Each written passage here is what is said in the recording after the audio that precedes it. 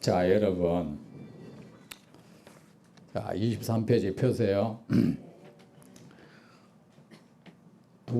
밑에서 두 번째 줄 하죠. 부처님을 믿고,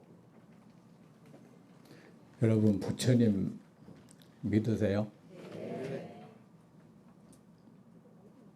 무엇이 믿는 겁니까?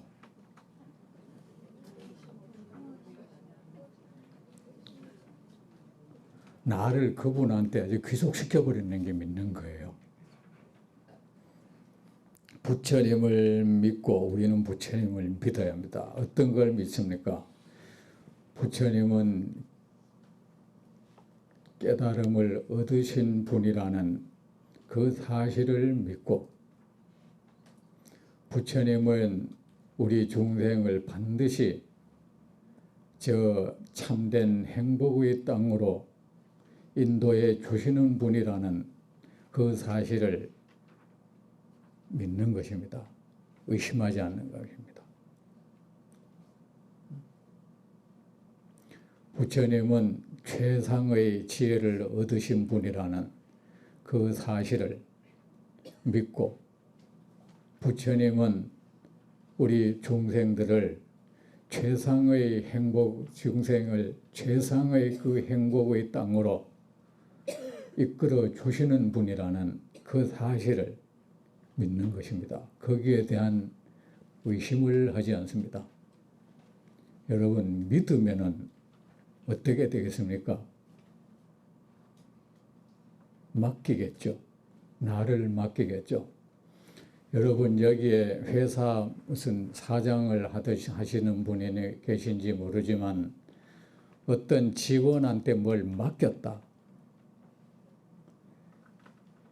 믿기 때문에 맡기는 거죠. 안 맡기면서 믿는다고 하는 것은 그건 거짓말인 겁니다. 그거. 믿으면 반드시 맡기게 되어 있습니다. 무엇을 믿는 겁니까? 그 사람의 됨됨이를 믿고 그 사람이 가진 능력을 믿는 겁니다. 결국 믿는 건 그 두 가지죠. 그 두 가지를 정말 믿는다면 그 사람에게 일을 일임할 겁니다. 그 둘을 다 못 믿는다든가 그 중에 하나만 못 믿어도 일은 맡기지 않을 겁니다. 믿으면은 그 사람의 됨됨이도 믿고 그 사람의 역량도 믿는다면 그는 자연스럽게 맡기게 되어 있습니다. 믿는다는 것은 나를 맡기는 겁니다. 우리는 부처님의 지혜를 믿고 부처님의 자비를 믿습니다. 그리고 이 진실한 믿음은 마음의 안정을 가져옵니다. 의심은 믿지 못하는 데서 마음은 계속 분열이 일어나죠. 믿음은 마음의 분열을 야기시키지 않습니다. 믿지 못하다 보니까 온갖 생각이 일어나는 겁니다.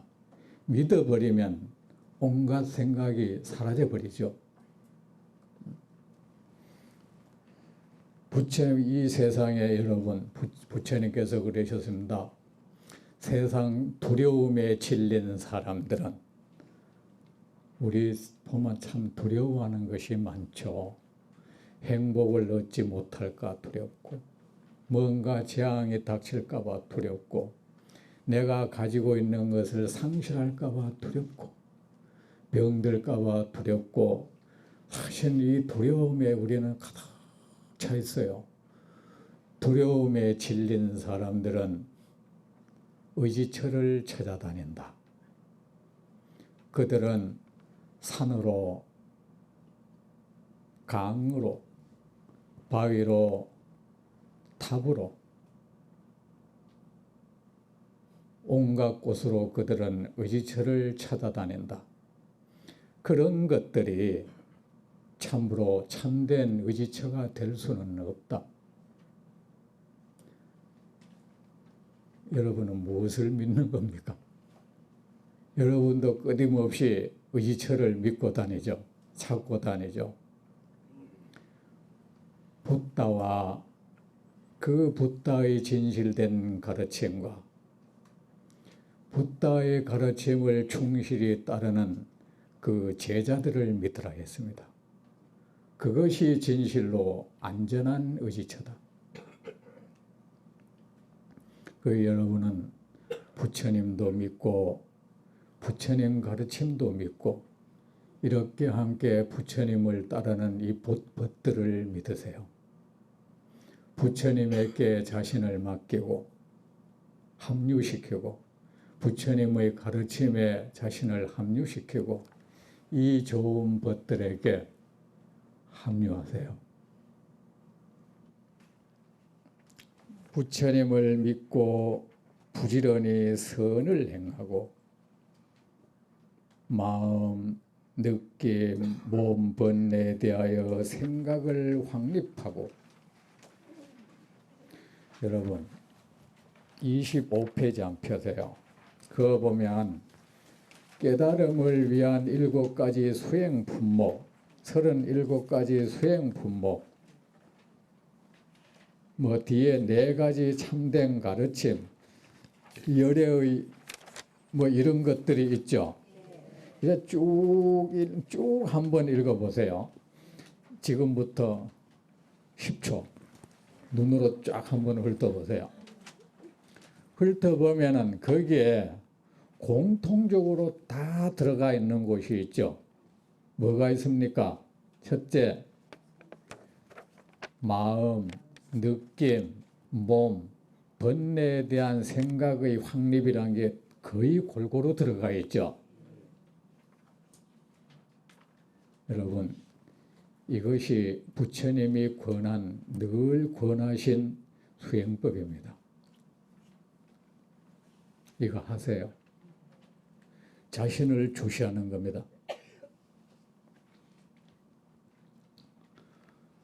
그 염처, 생각을 확립시킨다. 생각을 머문다는 것입니다. 늘 현재 내 마음의 상태, 내 마음의 흐름, 내 마음에서 일어나는 갖가지 느낌들, 고통, 기쁨, 슬픔, 분노, 불쾌함, 상쾌감, 만족감, 불만감 이런 것들을 그냥 일어난 대로 그냥 끌리지 말고 그것들을 한번 주시하세요. 불교에서 관이라는 말 많이 하죠. 관. 그거 응시하는 겁니다. 화두를 간화선이라고 하죠. 간도 그거 응시한다는 뜻이에요. 간이라는 한자가 요래 손수해놓고 밑에 눈목자가 있잖아. 그게 무슨 뜻이냐면 무슨 모양이냐면 옛날에 왜 사람이 먼 데서 막 이래 보죠. 그죠? 이런 모양이야 이거. 어떤 궁금증을 가지고 관은 현재 주어져 있는 상황을 유심히 바라보는 것이고 그리고 이거는 모르는 것에 대해서 궁금증을 가지고 가만히 응시하는 겁니다. 그 화두를 간한다고 하는 것은 화두는 거기에 대한 궁금증을 가지고 응시하는 겁니다. 걔가 불성이 없다 이러면서 응시하는 거예요. 우리가 응시하면 저 누구지? 우리가 어릴 때 시장 장날 갔다가 엄마가 늘지 엄마는 그 문치방에서 저 오는 게 엄마가 누구 이래 보고 있잖아요. 엄마 손에 뭐 이래 꽁치라도 하나 손에 들렸는지 들려 있으면 막 쫓아가잖아요. 마중을 나가잖아. 엄마라고 딱 판단이 되면은 그것이 이제 화두를 그 공부할 때는 그렇게 하는 거야. 그 주어진 그 말에 대해서 궁금증을 가지고 주시하는 겁니다.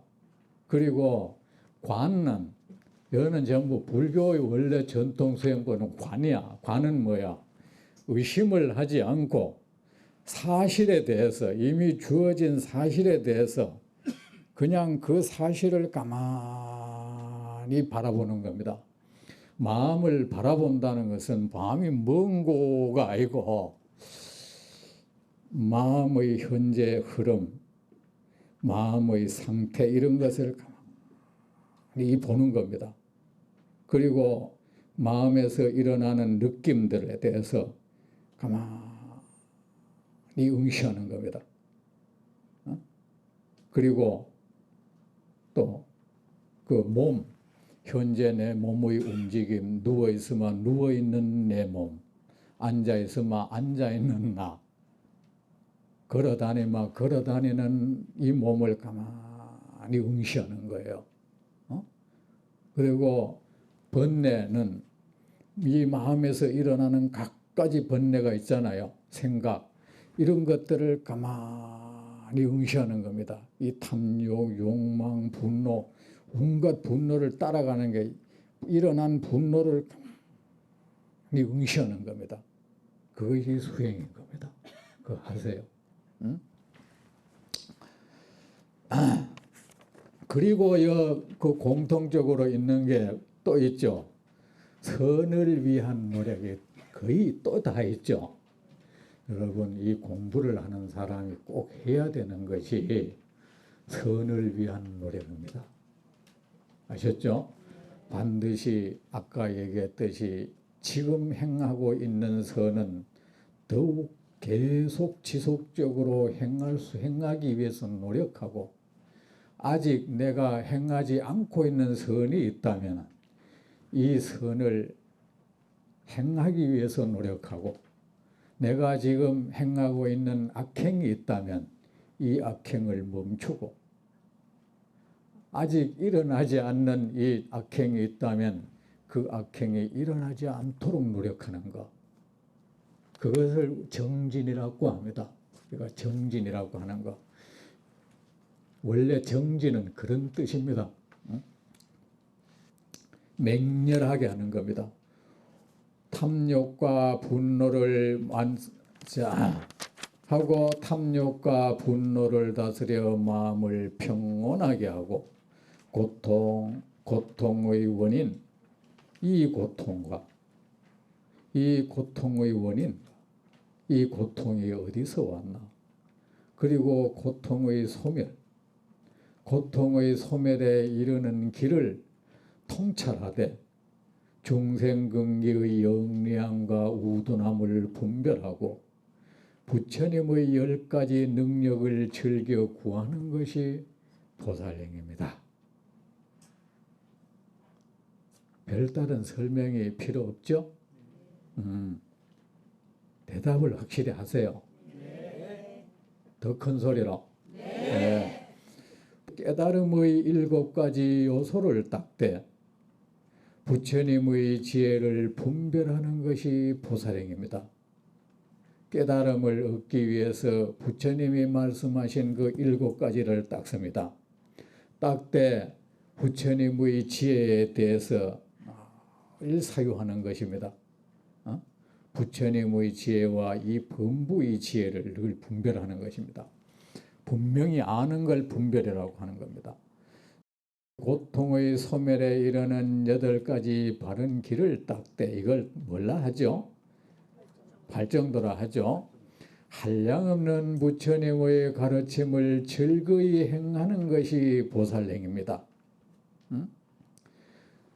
이게 보살입니다. 여러분, 어떻게 해야 되느냐고 묻지 마세요. 늘 경전에서 그 답을 찾으세요. 요시아문, 모든 것은 여러분, 나는 부처님께 이렇게 들었습니다라고 해야 돼. 어떤 스님이 이렇게 하더라. 어떤 사람이, 공부마야 한 스님이 나한테 이런 말을 해주더라. 이거는 위험합니다. 여러분, 여러분이 얻고자 하는 그것을 가장 확실히 얻은 분은 부처님이고, 여러분이 이루고자 하는 그것에 확실히 이룬 분은 부처님이고, 그 길을 확실히 아는 분은 부처님입니다. 부처님만큼 우리를 잘 인도해 주실 분은 없습니다. 세상 누구도 저 천상의 신들로부터 인간계 그 누구도 부처님만한 지혜를 얻은 이 없고, 부처님만큼 높이 날아오른 이 없고, 부처님만한 지혜, 부처님만큼 그런 크나큰 기쁨을 얻은 이 없고, 부처님만큼 확실히 떠난 이도 없고, 부처님만큼 그 방법을 확실히 아는 분도 없습니다. 그리고 부처님만큼 잘 인도해 줄 수 있는 분도 없습니다.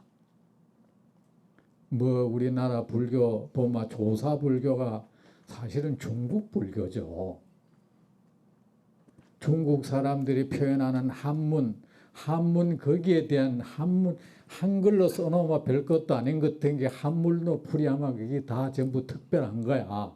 한문 문장을 통해서 보면 하는 말이 중국 조사들은 곧장 직선으로 거기에 도달하는 길을 말했다. 그들 자신도 거기에 도달하지 못했어. 아시겠습니까? 네. 그리고 부처님의 가르침만큼 정확하고 지름길도 없습니다. 그보다 빠른 길도 없습니다. 어떤 사람이 말합니다.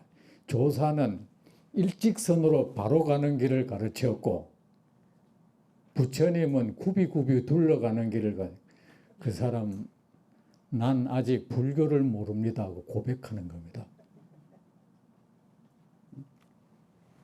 그런 고백이라도 해주니까 다행인 겁니다.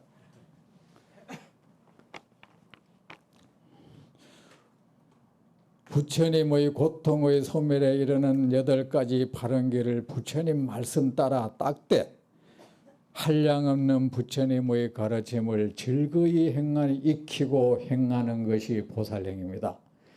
여러분, 어떤 경우에든 부처님 손을 놓지 마세요. 여러분이 이루고자 하는 그곳에 확실히 이르기까지, 우리가 찾는 그 집에 확실히 가기까지, 그 방에 내가 가서 요람을 깔고 이불을 덮고 잠을 잘 때까지는 부처님이 가르치는 그 부처님의 손을 놓지 마세요. 이 정도에서 나는 불교 다 파악해서 이제 내대로 하면 그런 경계는 이 세상에 부처님밖에 없습니다. 거기에 도달한 자에게만 부처님 말씀은 필요 없습니다. 어떤 사람은 그럽니다. 바닷물 한 숟가락만 떠먹으면 알지 다 떠먹어봐야 아나. 그런 말 그럴듯하죠. 전부 풍선 허공에 뜬 말들입니다. 그런 어죽잖은 말에 속지 마세요. 부처님의 가르침은 지팡이입니다. 나침반입니다. 여러분, 제가 군에서 독도, 지도 어느 정해진 지점을 받아가지고 밤에 그 지점을 향해 가는 훈련을 받아봤습니다. 나침반을 들고 갑니다. 그것은 내가 모르는 겁니다. 그냥 그 나침반을 따라갈 뿐인 것입니다. 근데 가다가 깜깜한 밤에 몇 걸음만 뛰면 그곳인데도 거기서 어때 잘못해가 나침반을 잃어버려서 나는 똑바로 갔는데 딴 데로 갔어요. 우리가 그렇습니다. 우리도 모르게 부처님의 이 말씀을 놓는 순간에 외도의 이끌림을 받습니다. 나 이제 불교 핵심을 파악해서 그런 쓸데없는 말 생각하시지 말고 끝까지 부처님 말씀을 설사 이 생에 우리가 이루지 못한다 해도 그곳을 향해 가다가 죽어야 될 거 아닙니까? 일로 가다가 죽어서는 안 될 거 아닙니까? 어? 그래야 다시 부처님을 만나죠. 그리고 여러분 정말이지 우리는 부처님 화엄경에 선제라는 동자가 선지식 찾아다니는 거 있죠.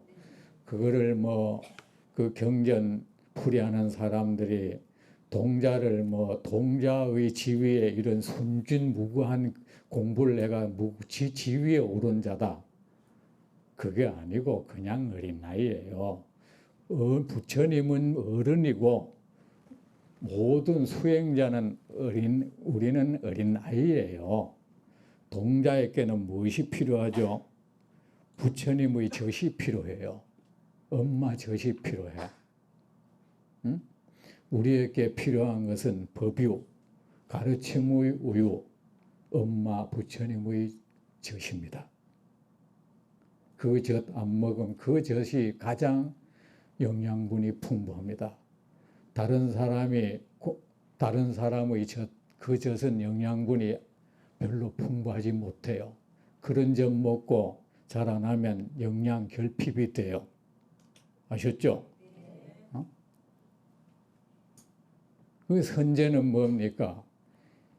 우리가 부처님을 향한 마음보다 좋은 재산이 어디 있겠습니까? 그래 부처님의 깨달음을 향해서 재물은 뭡니까? 이 세상 모든 중생을 구제할 수 있는 재물, 자기 자신에게 더할 나위 없는 행복을 선물할 수 있는 그 재물, 그 선제입니다. 그 좋은 제사 재물을 얻기 위해서 마음을 일으킨 사람, 어린 나이, 그게 선제 동자인 겁니다. 청년이라고 풀이할 필요도 없고 그냥 동자인 겁니다. 동자가 선지식을 찾아서 어디로, 선지식은 누구입니까? 부처님의 가르침을 전부 전해주는 일을 선지식이라 해요. 그리고 남쪽을 향해서 가죠. 남쪽은 어떤 곳입니까? 겨울이 오면은 저 남쪽에서부터 땅이 녹기 시작합니다. 이 번뇌의 언동토에서 저 남쪽 얼음을, 남쪽으로 간다, 이 번뇌의 얼음을 녹여가고 있는 그 과정을 남쪽으로 가고 있다는 말로 그렇게 표현을 한 겁니다. 부처님의 가르침을 한 번 받으면 한 번만큼 이 얼음을 그만큼 녹습니다. 두 번 만나면 두 번만큼 더 많이 녹고, 또 얼음이 녹은 만큼 저 밑에서 공덕의 싹은 그만큼 땅으로 올라올 그 가능성이 깊어지죠. 그래 여러분, 저한테도 공부 어떻게 하느냐 묻지 마세요. 그거 위험한 겁니다. 제가 할 수 있는 대답은 부처님께 여쭤보라는 말씀밖에 아무것도 없어. 저희들 어떻게 저 나름대로 공부해 왔지만은 저는 압니다. 제가 알고 있는 것이 잘못됐을 것이고 저의 생각 이런 것들이 잘 정확하다는 어떤 보장도 나는 없습니다. 그러니까 여러분, 부처님 말씀 늘 가까이 하세요. 늘 가까이 하세요. 부처님의 가르침을 즐거이 행하는 것이 보살령입니다. 마음을 고요히 하고 합장해 보세요. 세존이시여, 부처님이시여, 참으로 즐겁습니다. 이 좋은 법들과 함께, 이 선한 법들과 함께, 이 좋은 곳에 와서 부처님께 공양하고 부처님의 말씀을 들으니 참으로 즐겁습니다. 부처님을 배워서 즐겁고 벗들과 함께 부처님의 가르침을 들어서 더없이 즐겁습니다.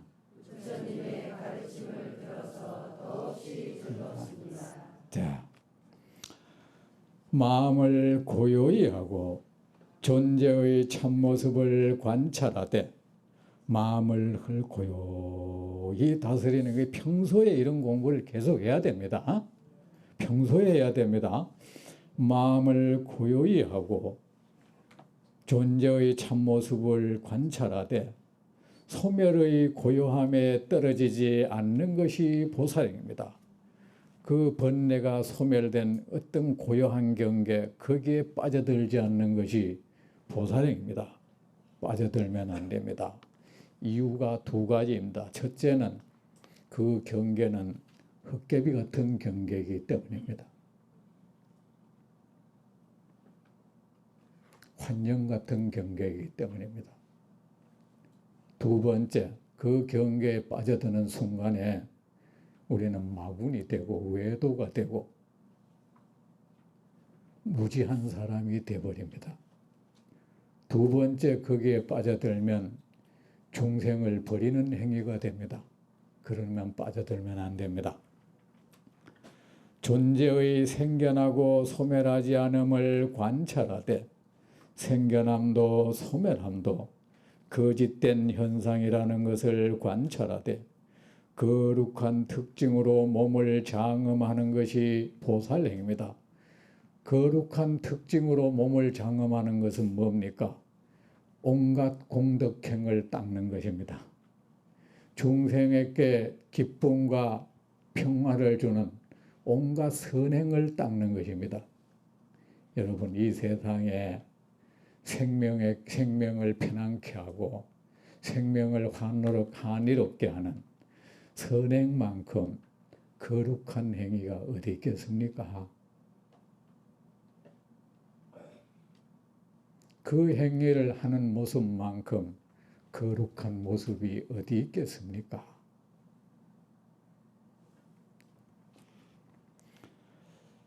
번뇌가 소멸된 고요함에 머물되 부처님의 가르침을 버리지 않는 것이 보살행입니다. 이 보세요.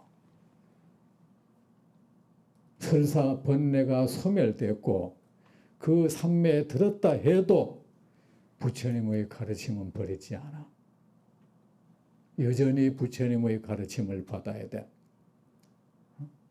어줍지 않게 참선하는 사람들이 경전을 볼 필요가 없대. 그렇게 만용 부린다고 될 일이 뭐겠습니까? 자기 자신만 가련한 존재가 됩니다. 불쌍한 존재가 되고 볼품없는 존재가 됩니다.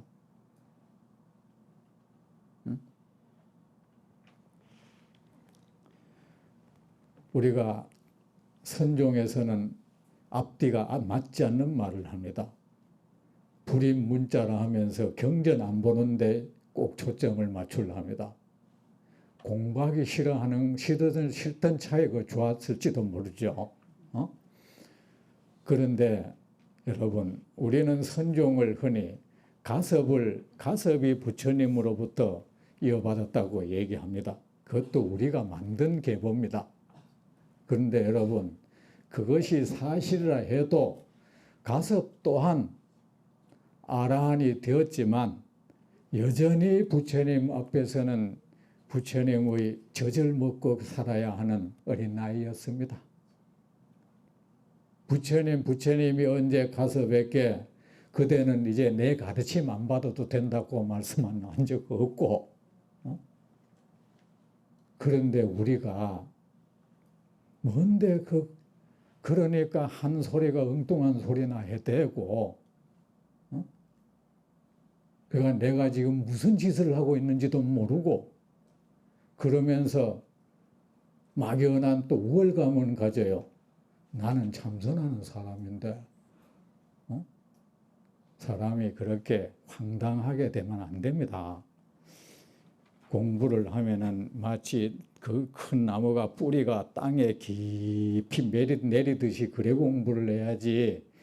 그 해동철에 보면은 땅이 붕 떠버리면 나무 뿌리가 확 드러나듯이 그렇게 붕 뜨게 공부를 그렇게 하는 게 아닙니다. 응? 존재의 내가 이러니까 어떤 사람이 그래. 대전스님 참선 못하게 한대. 이런 참선 똑바로 하라는 겁니다. 적어도 지금 사람들이 하는 그 참선은 참선이라 할 수도 없어. 그야말로 지 나름대로 그러고 있는 겁니다. 자기 나름대로 해가 될 일은 하나도 없습니다. 나름대로 애써서 될 일은 아무것도 없다고. 중단하고 부처님은 어떻게 하라고 하셨나? 이 귀 좀 기울이세요.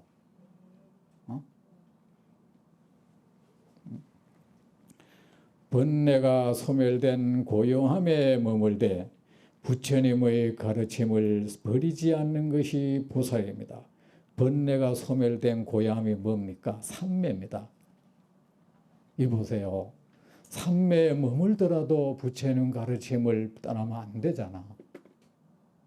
응? 그 삼매가 다가 아니거든. 끝이 아니거든. 존재의 깨끗한 본래 모습을 따르되 중생을 위하여 설법하는 것이 보살행입니다. 부처님 나라의 공허함을 관찰하되 깨끗한 부처님의 나라를 나타내는 것이 보살행입니다. 깨끗한 부처님의 나라를 나타내는 것이 뭡니까? 부처님 행을 하는 것입니다.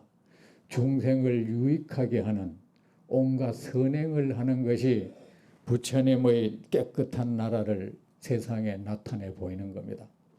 여러분 스스로가 부처님 나라의 아름다움을 세상에 나타내 보이는 겁니다. 깨달음을 얻어 중생을 교화하고 열반에 들되 여전히 보살의 길을 버리지 않는 것이 보살행입니다. 열반에 든다 해도 깨달음을 얻는다 해도 중생을 교화하고 열반에 든다 해도 이 보살의 길을 버리지 않는 것이 보살행입니다. 왜? 자비심으로 인해서 깨달음을 얻었다 해도 그 깨달음의 경계에 머물 수 없고 깨달음의 그 궁전에 머물 수 없고 열반을 얻었다 해도 그 열반의 편안한 땅에 머물 수가 없다. 왜? 중생이 불쌍해서. 보살의 길을 버리지 않는 것이 보살행입니다. 여러분, 제가 무슨 말을 한들 이 유마의 여러분 저는 유마거사의 가슴은 온갖 보배를 품고 있는 망망대해입니다. 저는 이 유마의 거사의 망망대해를 헤엄쳤습니다. 이건 제 나름대로 헤엄쳤고 그 바다 속에 깊이 들어가서 그 보배를 따다가 여러분 드리려고 노력했습니다. 그런데 내 역량이 부족함을 느낍니다. 그 깊고 넓은 유마의 가슴을 헤엄치기에는 내 수영의 실력이 너무 미천해진다. 깊이 들어가자니 무서웠고 숨이 찼습니다. 저는 여러분이 이것을 공부하면서 이 유마의 그 진주를 비롯한 귀하고 아름다운 보배가 가득한 유마의 그 가슴바다를 헤엄치고 싶은 그 열망을 일으키게 하고 그 그 속에 깊이 헤엄쳐 들어가서 온갖 진귀한 보배를 딸 수 있는 역량을 기르기 위해서 제가 노력했습니다. 제가 할 수 없으니까. 그러니까 이 유마경, 이 보살행에 대해서 다른 데서는 반복해 읽지 않는다 해도 이 보살행에 대해서 좀 진지하게 한번 읽어보세요. 그리고 유마거사의 그 가슴을 한번 헤엄쳐 보세요. 그 바다 속에 얼마나 아름답고 지연기한 것들이 있습니까? 그 유영하면서 감상하고 그 아름다운 풍경을 감상하고 그 보배를 따서 여러분 것으로 한번 만들어 보세요. 아셨죠? 유마일의 이 말을 듣고 문수보살을 따라간 대중 가운데 8,000명의 천자가 완전한 깨달음을 향하여 마음을 일으켰습니다. 나도 저 유마거사와 같이 되리라. 여러분도 그 마음 일으켰습니까? 이 세상 모든 중생과 손을 맞잡고 모든 중생과 함께 어깨동무하고 저 깨달음의 땅, 저 공덕의 땅을 향해서 나아가리라.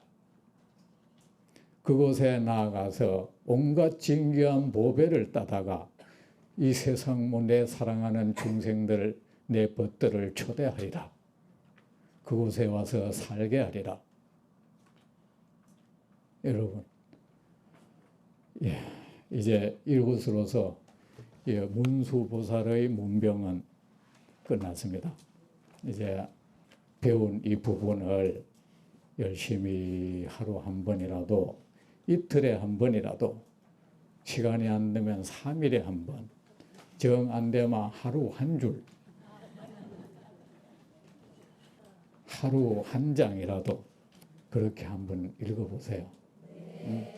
그리고 유마거사와 대화해 보세요. 이 세상에 이만한 이와 대화할 그 인연이 생겼다는 게 얼마나 좋습니까? 이런 진실한 대화 누구와 함께 할 수 있겠습니까? 다음 시간 계속하겠습니다.